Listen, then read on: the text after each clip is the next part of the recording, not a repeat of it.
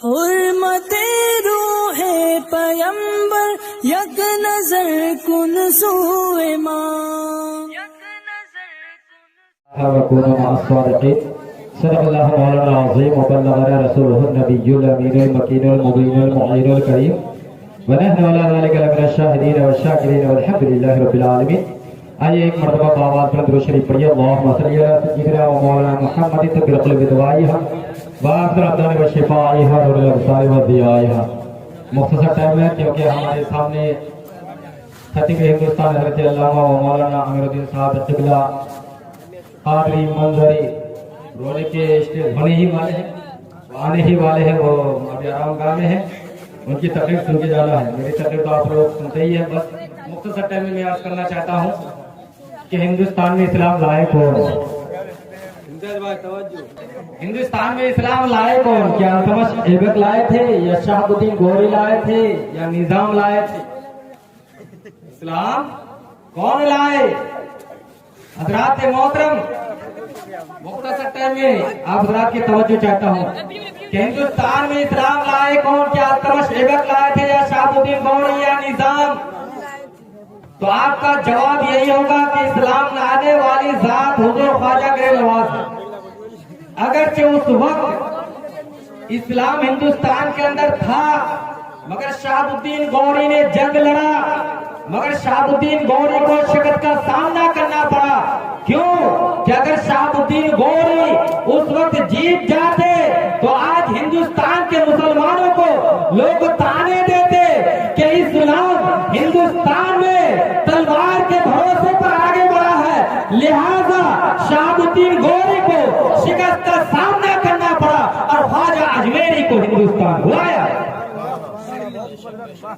इसीलिए कहता हूँ कि हिंदुस्तान, अरे क्या है, क्या बात करते हैं।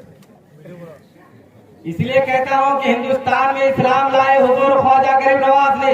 हमारे सर पर अमामत बांधने का तरीका बताया हुजूर ख्वाजा गरीब नवाज ने, रुकू का तरीका बताया हुजूर ख्वाजा गरीब नवाज ने, सजदे का शऊर बताया हुजूर ख्वाजा गरीब नवाज ने, शरीयत मुस्तफा का तरीका बताया हुजूर ख्वाजा गरीब नवाज ने, करबला और बगदाद का पता बताया हुजूर ख्वाजा गरीब नवाज ने, गौसे पाक का पता बताया हुजूर ख्वाजा गरीब नवाज ने, करबला में इमाम हसन और इमाम हुसैन का पता बताया हुजूर ख्वाजा गरीब नवाज ने। अरे सुन्नी मुसलमान भाइयों, मेरी बात को गौर से सुनो। हिंदुस्तान में इस्लाम फैलाने वाली जात का नाम गरीब नवाज है, तो हमारे ईमान को बचाने वाली जात का नाम इमाम अहमद रज़ा खान है। क्या भाई अच्छा नहीं लग रहा है? बस मुख्तसर में सवाल फरमाइए कि हुजूर ख्वाजा गरीब नवाज की जात का नाम है, किस शख्सियत का नाम?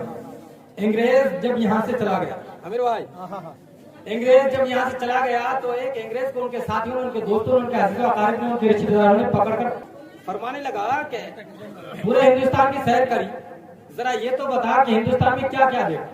तो अंग्रेज अर्ज करता है, मैंने हिंदुस्तान के कोने कोने, गोशे गोशे, चप्पे चप्पे तक छान डाला, बड़े बड़े मकामात तक मैंने हाजिरी दी, हर कोने तक मैं गया, लेकिन क्या बताऊं, बड़े बड़े मज़ारात पर मैंने हाजिरी दी, यानी मैंने कोई चीज नहीं छोड़ी, कोई जगह नहीं छोड़ी। अल्लाह अकबर। लेकिन वो अंग्रेज अर्ज करता है अपने दोस्तों के सामने, तवज्जो है भाई, इधर इधर इधर देखिए, इधर देखिए। वो अंग्रेज अपने दोस्तों के सामने अर्ज करते हैं कि क्या बताऊं, पूरे हिंदुस्तान सैर करने के बाद हिंदुस्तान में एक ऐसी जगह है, एक ऐसा मकाम है जहाँ पर पहुँचने के बाद मेरा सर झुक गया। मैंने कुतुब मीनार गया तो वहाँ मेरा सर ऊंचा, मैंने ताजमहल गया तो वहाँ मेरा सर ऊंचा, मैंने इंडिया गेट गया तो वहाँ मेरा सर ऊंचा, मगर पूरे हिंदुस्तान सैर करने के बाद, कोने कोने, गोशे गोशे घूमने के बाद एक ऐसी जगह है, एक ऐसा मुकाम है जहाँ पर जाने के बाद मेरा सर खुद ब खुद झुक गया। वो कोई और नहीं बल्कि जिन्हें लोग मोइनुद्दीन अजमेरी कहते हैं, वो अंग्रेजी अर्ज करते हैं। क्या बताऊं, वहाँ जाने के बाद मेरा सर झुक गया, मेरे दिल की कैफियत बदल गई, दिल की दुनिया बदल गई। मैं सोचने पर मजबूर हो गया कि लोग तो इन्हें मुर्दा कहते हैं, मगर ताज्जुब की बात है कि इन्हें लोग मुर्दा कहते हैं। अरे जिंदों में रहकर जिंदों पर हुकूमत करना ये अलग सी बात है। वो अंग्रेज कहते हैं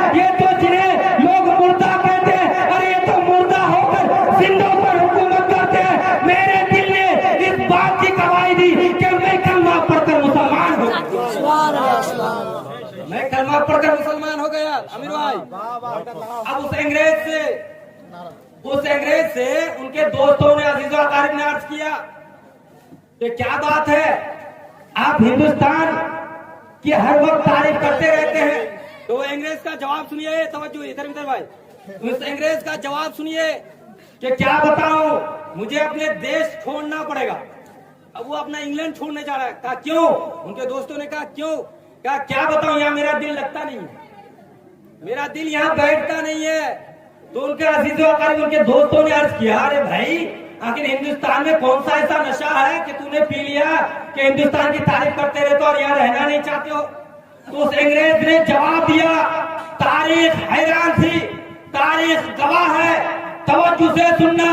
वो अंग्रेज अर्ज करते हैं, क्या बताऊं कि पूरी दुनिया में बादशाह जिंदों पर हुकूमत करते हैं, जमीन पर हुकूमत करते हैं, मगर पूरी दुनिया में एक तन्हा मुल्क है, एक तन्हा देश है जिन्हें हिंदुस्तान कहते हैं। वहां का बादशाह जमीन के नीचे रहकर जमीन के ऊपर वालों के दिलों में हुकूमत करता है। सिर्फ एक मुल्क है जिनका बादशाह जमीन के नीचे रहकर जमीन पर रहने वाले लोगों के दिलों में हुकूमत करते हैं, वो मोइनुद्दीन अजमेरी की जात है।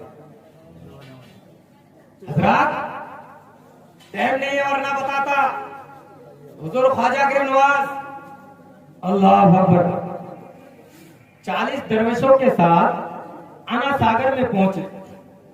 40 दरवेशों के साथ तो वहां क्या देखा कि बड़े बड़े पंडित पूजा पाठ में लगे हुए हैं और मंदिरों से घंटियों की आवाजें आ रही है, मंदिरों से घंटियों की आवाजें आ रही है। अल्लाह अकबर। लेकिन हुजूर ख्वाजा गरीब नवाज ने सबसे पहले राजा पृथ्वीराज चौहान को कलमा पढ़ने की दावत दी, मगर राजा पृथ्वीराज चौहान कलमा पढ़ने के बजाय आपकी जानी दुश्मन हो गए, आपके पीछे पड़ गए। आना सागर में पहरा लगा दिया गया, आपके खादिम पानी लेने के गए तो धक्के देकर घाट से बाहर कर दिया। हुजूर ख्वाजा गरीब नवाज के खादिमों ने आकर हुजूर ख्वाजा गरीब नवाज के पास ये शिकायत दर्ज की।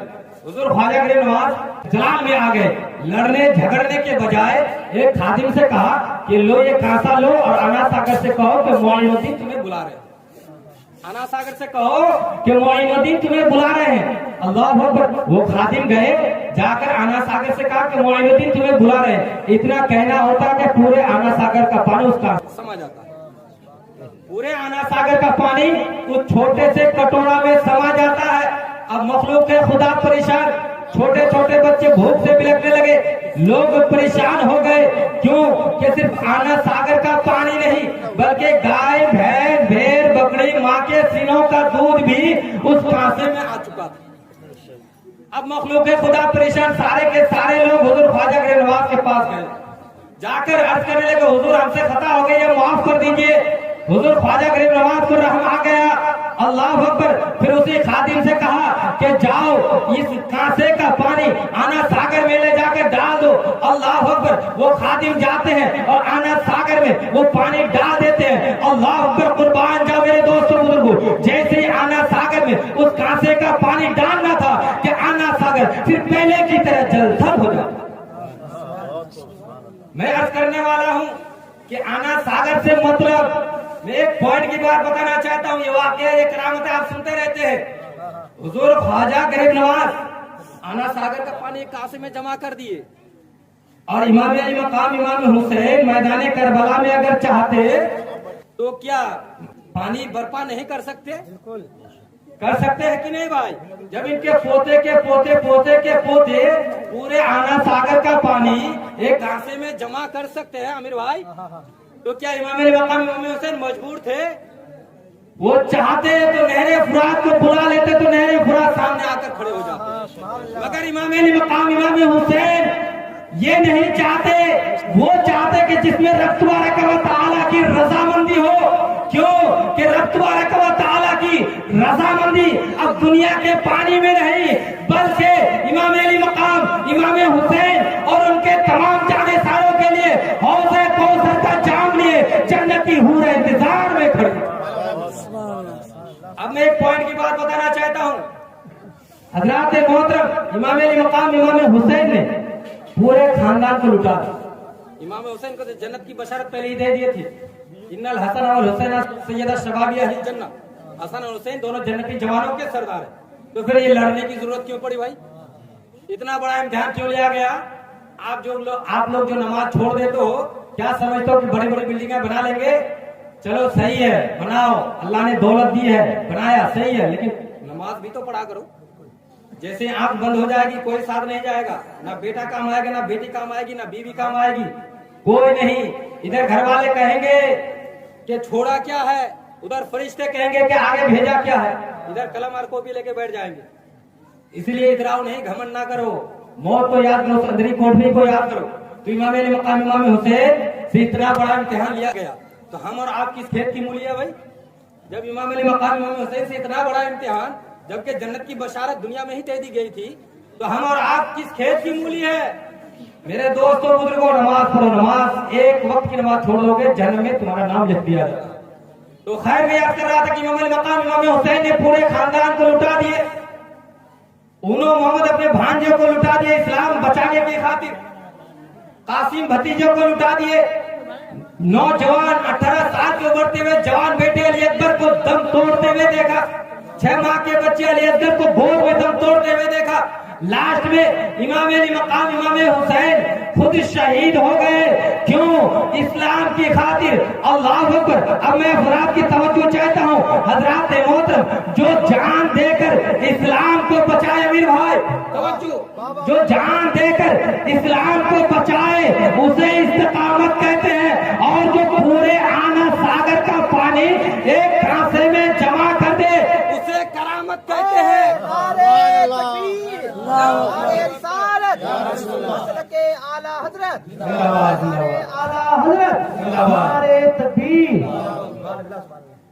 जो अपनी जान देकर पूरे खानदान को लुटाकर इस्लाम को बचाए उसे इस्तिकामत कहते हैं, और जो पूरे आना सागर का पानी, नारे तकबीर, नारे तकबीर, नारे रिसालत, मसलक के आला हजरत खतीब हिंदुस्तान हजरत अल्लामा मौलाना अमीरुद्दीन साहब क़िबला, नारे तकबीर, नारे रिसालत। भाई देखिए, आपके जो मेहमान मौजूद है वो आ चुके हैं, बोले के स्टेज। बस आखिरी बात, हजरत आ गए तो बस आखिरी बात कह रहा हूं, जो जान देके इस्लाम बचाए उसे इस्तिकामत कहते हैं, और जो पूरे आना सागर का पानी एक कांसे में जमा करके उसे करामत कहते हैं। इमाम अली मकाम इमाम हुसैन ने पूरे खानदान को लुटा दिया, मगर इस्लाम में आंच आने नहीं दिया। जो इस्लाम को बचा ले उसे इस्तिकामत कहते हैं, जो पूरे आना सागर का पानी एक कांसे में जमा कर दे उसे करामत कहते हैं। इमाम अली मकाम इमाम हुसैन ने पूरे खानदान को लुटाकर इस्लाम को बचा लिया, और हुजूर ख्वाजा गरीब नवाज ने पूरे आना सागर का पानी एक कांसे में जमा कर करामत दिखाकर हिंदुस्तान में इस्लाम को फैला। वाहिर दावाना अल्हम्दुलिल्लाह रब्बिल आलमीन। अस्तगफिरुल्लाह रब्बी मिन कुल्ली ज़ंबी व अतूबु इलैह। क्योंकि मेहमान खुसूसी से आ चुके हैं, इनकी तकरीर हमें समाप्त करनी है। ये जब बोलते हैं ना तो दिल चाहता है कि रात भर सुनते रहे।